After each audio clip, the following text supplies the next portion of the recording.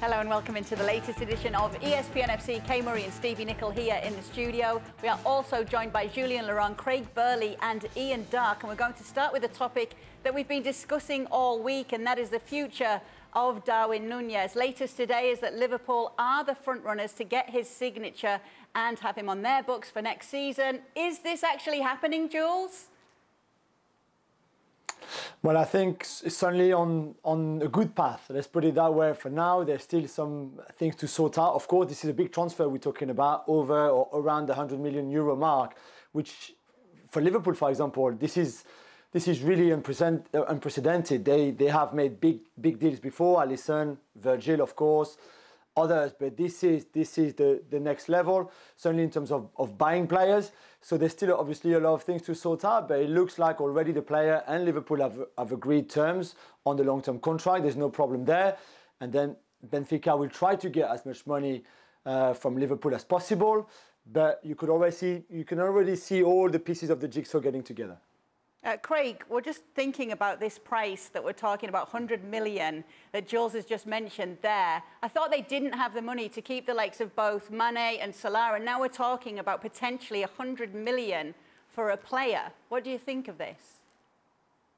Yeah, but it's not apples and oranges, is it? You know, it's you know, you're talking about two guys that have, and Stevie's mentioned this, that have given the club some great service in recent years. You're talking about guys that, particularly Mo Salah, you know, how long can you keep doing it? We're talking about investment here, a bit like Man City in the future, as well as quality, as well as goals. They've gone for Haaland. Looks like Liverpool are going to go for Nunez. I think he's 22, big, tall lad. You know, scores all different types of goals, as we touched on in the show the other day. Some spectacular ones, you know, attacks the ball well in the air, scores from outside the box, inside the box, takes penalties, does a bit of everything. He's got good pace.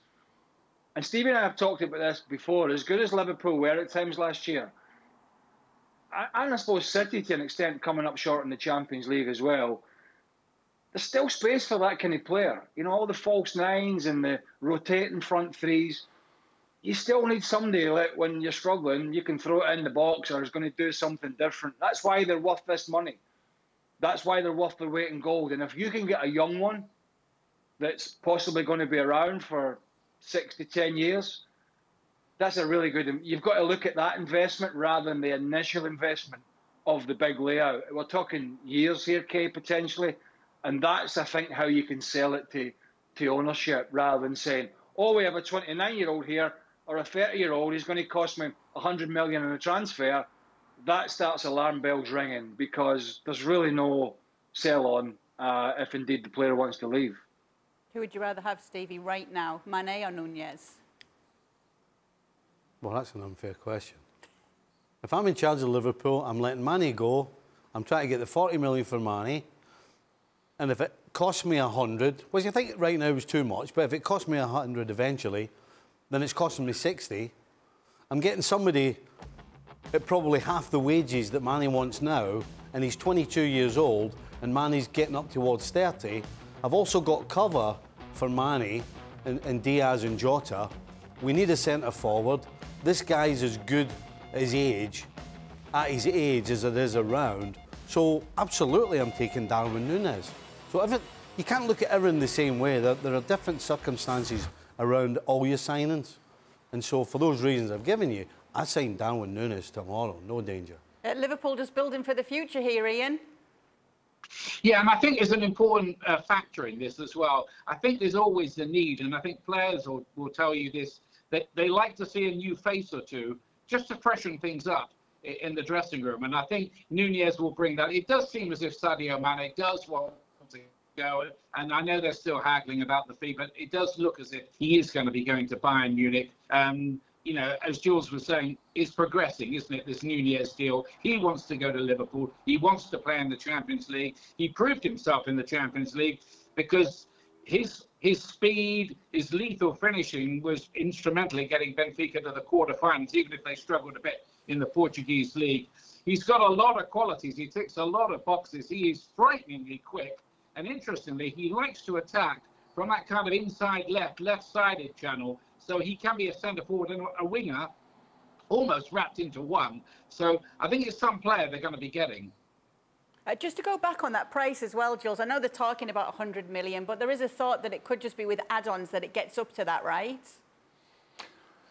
Yeah, that's right. It will be the whole package will cost 100 million. And Craig made a great point about Sadio Mane. This is the money that you're going to get for Mane, which, by the way, the amortization of the Mane deal from Southampton 6 years ago is done already. So all the money that you bring in now in terms of transfer for Mane, transfer fee for Mane, it's all coming straight into your bank account. Basically, you can reinvest it straight away.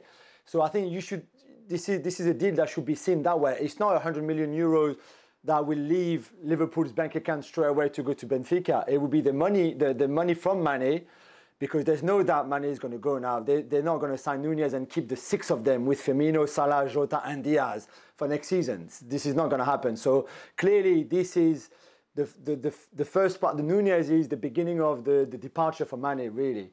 And then you use that money, you reinvest that money the way you want, whatever position. But clearly, they've identified Nunez as the perfect replacement. Let's not forget, he can also play wide. He's not as efficient in front of goals, but he brings a lot because of the physicality, because of the running and the pressing as well that he does. He can easily play wide if needed. So it's a signing that makes a lot of sense. And again, a bit like what we saw when they invested the Coutinho money or the Suarez money, they will reinvest the Mane money, which is not as big, of course, but it's still 40 million euros. It's a large amount of money to be able to get the one for the future. Well, thank you very much for watching ESPN on YouTube. For more sports highlights and analysis, be sure to download the ESPN app. And for live streaming, premium content, and let's not forget as well, ESPN FC 7 days a week. Subscribe to ESPN+.